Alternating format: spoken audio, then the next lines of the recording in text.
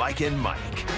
Here we are, back and better than ever. Mike and Mike presented by Progressive Insurance. Our guest on the Shell Pennzoil Performance Line as we find ourselves in the football season.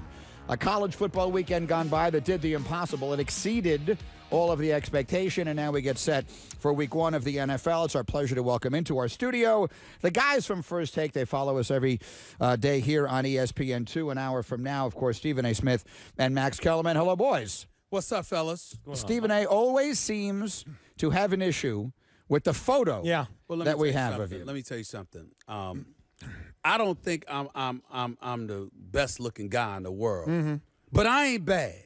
Okay, he was quick to agree with that. And I'm certainly not Godzilla. And you know, I've worked very, very hard in getting myself in a little bit of shape. I'm still working on it, but I've lost a few pounds and all of this stuff. So they put me in that photo there. It looks like I got a little belly, and it's gone in case no one has. Would you like a shirtless picture up there? No. I'm not you. I'm not you. I'm not you. But I will say this: they could have helped the brother out just a little bit. There are better photos of me that they could have picked, and they need to check with me before they show pictures of me. I don't appreciate that. You know who never complains about like the pictures? They're in good-looking people. You ever notice that? I never said I was good looking. No, by the way, I'm the same way. I'm like, I don't like the way I look in this picture. My wife wants to put something on Facebook. I don't know that. Good-looking people, it doesn't matter. They just put the picture up. You know why? They look good. Yeah, that's kind of how you feel. I do it. Yeah. I see. When you have Golik's hair, it really doesn't make any difference.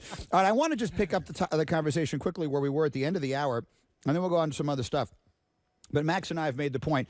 We grew up basically in exactly the same neighborhood in New York City. And when you grow up in New York City, generally you're not a college football fan. It is the fourth or fifth or sixth priority. And so that's the way I grew up. And I'm just assuming that you did as well. And what I find interesting, and I think it is a good indication of where we are as a society, is that I have now become a colossal fan of the sport. And I think it is because it fits into the current culture better than anything else. In a short attention span, you need an event with extraordinary meaning every time you go out there, or it's going to be very difficult to make me want to pay attention. College football, by giving you a playoff game every single week, I think fits what we are doing as a society currently and going forward better than any sport, maybe including the NFL. Well, I mean, actually, under the old BCS system, that was especially true because essentially the entire season was a double elimination tournament.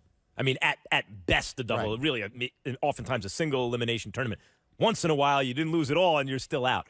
So that drama, in a way, has been changed just a little bit. But then you have preseason rankings. So and they never get them perfect. So immediately you get upsets, and you have storylines and drama. And absolutely, I agree that it cuts through the clutter in precisely the way you described. I think the popularity of the NFL has assisted for college football tremendously. The fact that you're looking forward to that NFL season, you know, college football is going to start a week before. You get your juices flowing, and all of a sudden you get into that football mode. The sport of football itself has become religion in this nation. It's just that simple. And so anything that's football related, that's remotely associated with the NFL is something that we're going to gravitate to. So you're watching college football. Yes, the games matter. Everything that you said is right on point. But let's couple that with the fact that some of those guys you see on the collegiate level is somebody that you're going to see on the NFL level in all likelihood. Whereas in college basketball, because you got guys that only have to come in there for 1 year, what have you, you might be missing some of that because some of the great players that you may end up seeing on a pro level, you may not catch in college, at least for a significant chunk of time, whereas in football, it's a minimum of 2 years. And couple all that with the fact that it's a very positive gambling sport. Right. So, yeah. I mean, let's be honest. I mean, that drives a lot of it as well. And has forever. Yeah. But I think more so now than ever before, it just fits. People talk sometimes about whether or not baseball fits into where the culture is and where the culture is going. The opposite of that, the converse of that, whatever the word I'm looking for is, college football fits perfectly into where our society has evolved to. It's also, as Stephen A. touched on, it's a minor league, essentially. It's a glorified minor league where the kind of purity and school spirit is being packaged to the consumer and ironically sold to the consumer. But, okay, we want to consume it. But it's a minor league where you essentially get to see every single player who's eventually going to be in the NFL, as Stephen A. mentioned. Not the case in the NBA with college basketball. Not the case in baseball where really the college system isn't what's producing everything. The minor league system is, and no one cares about it. Can you say purity and sold in the same sentence? I don't think college so. football does. I don't think so. If you're the I don't think NCAA, so. you can. They live to. Right. Stephen A. and Max here with the Straight Talk, brought to you by Straight Talk Wireless. Best phones, best networks, half the cost, 10 Eastern every morning on ESPN2, as if you didn't already know that. Golick asked me an interesting question. Stephen A., I'll ask it to you. What would the Minnesota Vikings have to achieve this season for you to say their trade of a number 1 and ultimately a 4 for Sam Bradford was a success? Trip to the NFC Championship game.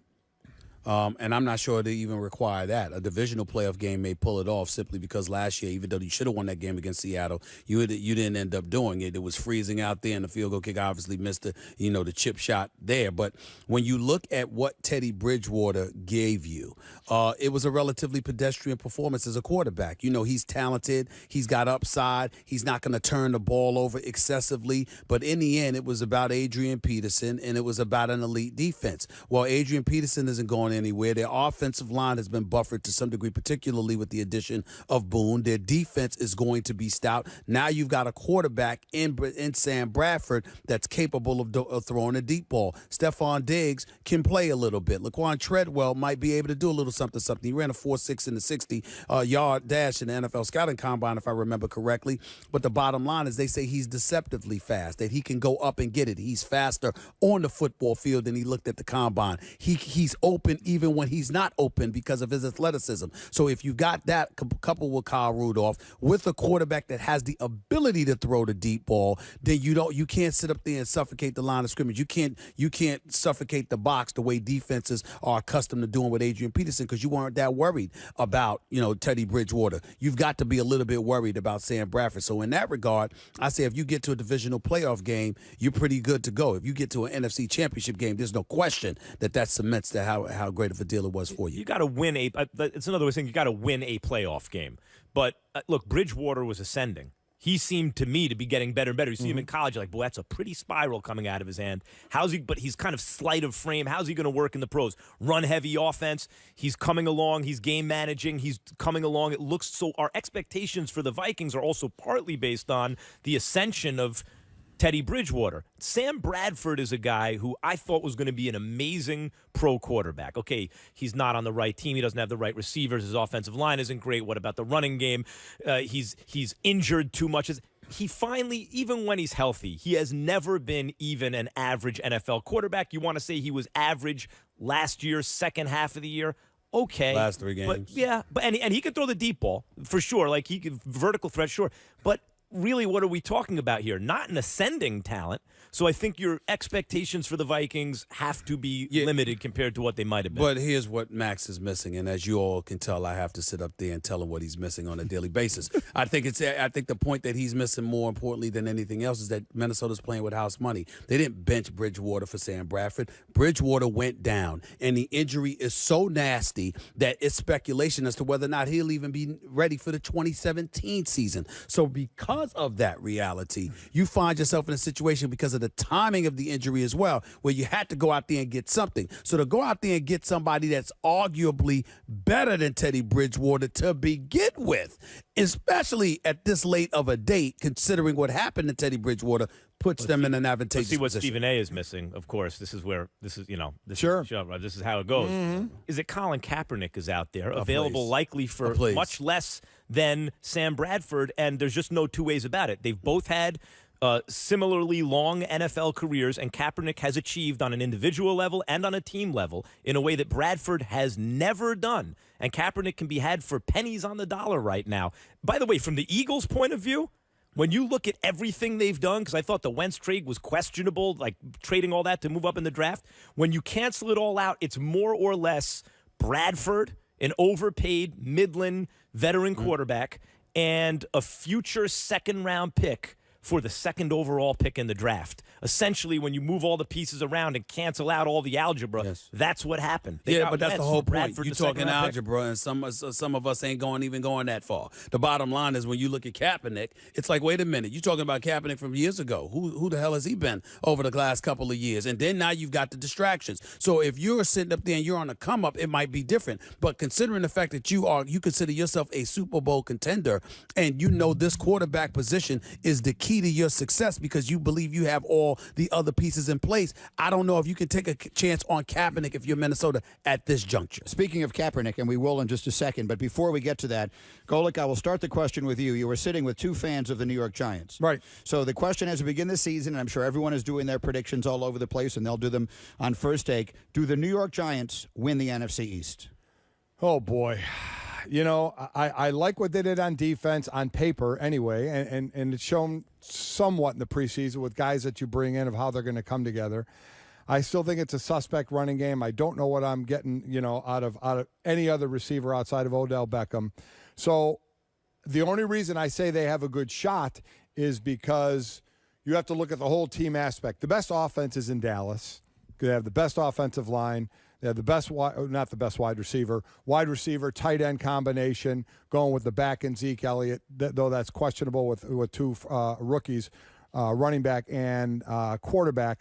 But they have the best offense. But all around, I would probably lean toward the Giants as that team that can come out of the East. But no one's running away with it. No one, and that's why it brought up question as to why did you name Wentz the starter if you have a shot at the title at the division title, because nobody's going to run away with it. My thought is, well, Chase Daniel maybe didn't have enough opportunity, didn't separate himself enough from a Carson Wentz, and if it's close, you're going with the younger guy any day of the week. So to answer your question, they have as good a chance as any. If you make me name a favorite right now, I'd probably lean toward that, and a big reason why is because of the quarterback. Well, first of all, a couple of things. Number one, I root for all New York teams. So I do root for the Giants, but I'm a diehard Steelers fan. That's number one. That's number true. two, But I always heard you yelling about the Cowboys and the Giants. Well, because I hate the Cowboys. I can't stand them. I think they have the worst fan base in American history. They're the most delusional fans on earth. I can't stand them. They go 1-15, and then they wake up the next morning and talk about they're going to win a Super Bowl. This is and everybody around me is like Cowboy fans. I just can't stand them. But I will say this. It did only take them a couple of years after going 1-15 to win a Super Bowl. Yeah. But I was in my 20s then, and my hairline was about 6 inches further. The bottom line is, that's a long time ago. But here's the deal. As much as it pains me to say it, I got to roll with the Cowboys because of that offense. And I have to roll with it because I think the Redskins are allergic to prosperity, even though on paper they should win the NFC East. I think the Giants' defense was so horrific, anything would be an improvement, but I'm not sold, and they still don't have a running game. And then I think about the Philadelphia Eagles, where you just basically cemented that because you're putting a rookie who's a number 2 overall pick, who, by the way, was playing what essentially amounts to Division II football. He was at North Dakota State. I'm quite sure he was very gifted. He was a champion. He was very, very good. And I'm not questioning that he was worthy of being the number 2 overall pick. But at the same time, this is the first time he's went against some elite competition, meaning NFL competition, was in a preseason game and he got hurt. Didn't last that game. And so to me, I just look at it and I say, I expect him to have a bright future. I don't think this year is going to be it. Unfortunately, I have to look at the Cowboys because their offense is that high power. No surprise, Stephen A. misses the point. As usual, I'm a Giants fan. I live and die with the Giants to the point that my daughters on Sunday laugh at me by the third quarter of games that they're losing. It's not only Sundays they laugh at you. But especially in my face on Sundays because I'm going crazy. I live and die with the Giants. Here's the Giants. The Giants should win the division based on talent and the quarterback position, the whole thing. Obviously, Odell Beckham Jr., they've improved the defense. Washington on paper, top to bottom, is probably the best team in the division when you factor in injury and everything else. Here's the Giants' issue, offensive line. They've devoted a lot of resources. Their running game should be okay. Their running backs are okay. But the offensive line is a mess. They're shuffling it. What they've tried hasn't worked. Flowers, who's talented, it's really a skills position, left tackle. Takes him a couple years usually. He's only 22 years old. They've devoted a lot of second-round picks, even a first-round pick last year in recent years. But the offensive line is still a wreck, at least in the preseason. And if you have reservations about the Giants, that's the reason. Okay, let's get on then to one more topic. And I thought it was fascinating that right in the middle of the Notre Dame-Texas game, while the entire country is watching this college football game and everyone is on social media talking, the word starts to spread that Megan Rapinoe, who is one of the better-known women's soccer players in this country, has taken a knee during the national anthem preceding a National Women's Soccer League game. And then she gives an interview. If you're interested in her perspective and you haven't seen it yet, it's now been 2 days. She gave a very interesting interview to Julie Foudy, who tweeted it on her timeline. And so several people asked me, and I don't really know the answer, how does that, if at all, shift the dialogue? What is the significance to this conversation and this phenomenon, for lack of a better word, that Megan Rapinoe, a white, relatively known soccer player in a league that, generally speaking, no one pays attention to, has taken this position? Well, in my opinion, I think it sort of diminishes the whole racial divide that existed because Colin Kaepernick chose to take his position and other players chose to follow. And now we've gotten into the fabric of America, what America is supposed to stand for and what some people think it actually stands for based on what we're seeing and witnessing every day in our society. Rapinoe is she's obviously come out, she's been out for a while. She's a gay individual and she's talking about some of the prejudices that she personally experiences. So when you looked at Colin Kaepernick, he talked about police brutality. He talked about black folks and people of color suffering transgressions on behalf of law enforcement officials. And so you're going to see a lot of people coming out of the woodwork as it pertains to their own individual issues and how their lives are personally affected, and they're going to speak to that, and we're going to find out that it's not about black and white and that's it. It's about more than that. It's about America living up to what it says it is all about. People are going to challenge the United States of America in that regard. Even our president acknowledged this as much by acknowledging that Colin Kaepernick was absolutely right to exercise his First Amendment constitutional privileges. Rapinoe actually said that she was supporting Kaepernick and mentioned his specific issue. She's supporting him on that issue. And if you look around, we did the show from Chicago the other day. What's going on in Chicago is an American tragedy. When a group of people are being in some way exploited or otherwise left out of prosperity, or there is an injustice against them in this country, we are not a tribal society in the sense that that's them, not us. That's all of us. That's an American story. It's an American problem. And what Rapinoe stood up and said is, or kneeled and said, was he is an American and so am I, and this issue is important to him and it's important to me too. And Stephen A. mentioned President Obama talking about the First Amendment rights. Kaepernick's jersey is now the second hottest jersey in the NFL. This is an issue that's not going away for the NFL or for this country. And I think that Kaepernick, it's cliche. He started an important conversation. In fact, Rapinoe said, I want to keep the conversation going. But he did. And he also highlighted something very, very important. I think that it can't go unnoticed, the dichotomy that exists between Colin Kaepernick's protest and what we saw to open the ESPYs. We saw great guys like Carmelo Anthony, CP3, Dwayne Wade, LeBron James open the ESPYs, speaking out against violence, saying things that no one with a soul could possibly disagree with. So you have folks that, you got a lot of folks, particularly folks in white America, that stood up and said, hey, we applaud what they did. How come Colin Kaepernick couldn't do it that way? Well, to a lot of folks, minorities across this country, Colin Kaepernick epitomized what a protest is supposed to be about. It forced you to take sides. It's not about everybody liking it. It's not about everybody approving of it. It's about the victimized speaking out, and it's about those who don't believe that those individuals are the victims that they say they are, speaking against them. Colin Kaepernick is forcing you to take sides. The opening of the ESPYs didn't force you to take any sides. No one could disagree with anything those four guys said. Some people disagreed with Colin Kaepernick. Yeah, and by the way, his coach from Nevada, Kaepernick's coach from Nevada, whose name's escaping me, who came out and said, no one ever leads by sitting down, which maybe in football circles, apologies, Mike, that sounds like a pithy thing to say. From a meathead culture, you're not included in this, I'm just saying. Present company. Maybe that sounds clever or something, but the first thing that comes to mind is, really, genius?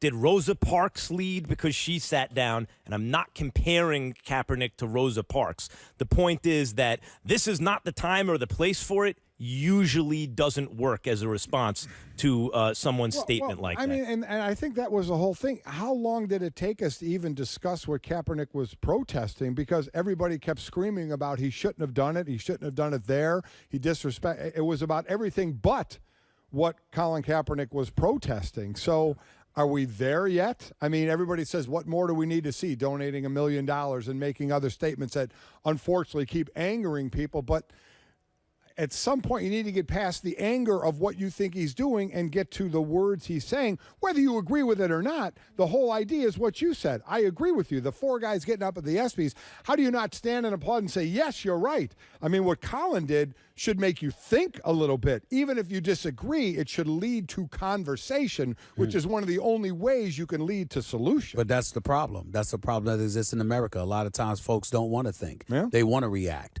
and they want to react extemporaneously. They want to sit up there and they want to get right at you because they disagreed, whether it's with your position or with the time and the How place where you Yeah. chose to do it or how you did it, and they want to preoccupy themselves with that instead of the real message in it all. By not standing up for the anthem, by the way, that's not compulsory in the NFL, nor should it be.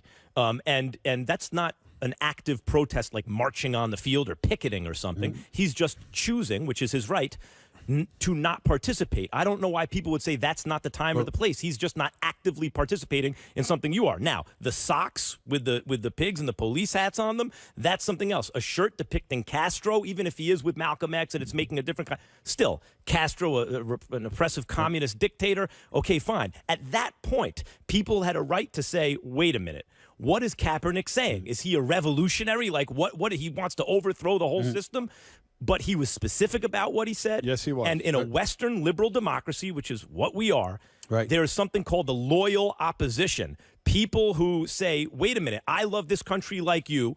I think we can do better. This is how. I know we don't agree, but this is the process. He is the loyal opposition. He's made that clear. The only thing that I would like to say about that is that I disagree with Max about it being compulsory. The fact of the matter is this. You're a private industry. You're the National Football League.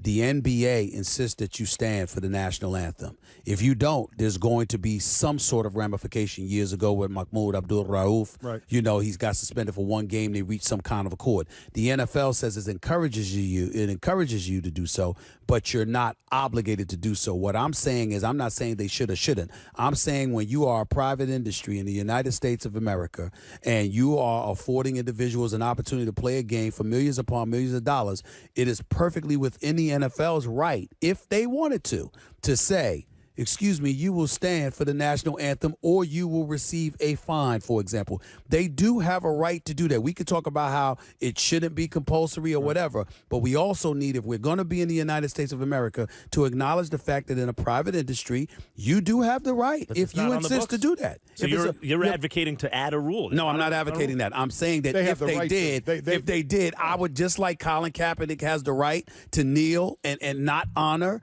according to his First Amendment privileges, the NFL has a right to sit up there and say, oh, you will in our league, otherwise you're going to be fined. We have to accept both sides of the coin in that regard. I have to leave it there because I'm running out of time again. These guys got to get ready for their show. You'll see them 10 Eastern this morning right here on ESPN2 First Take. Great to see you guys. Thank you for coming in. Happy start of the football season. Take a short break. We're coming right back on Mike and Mike.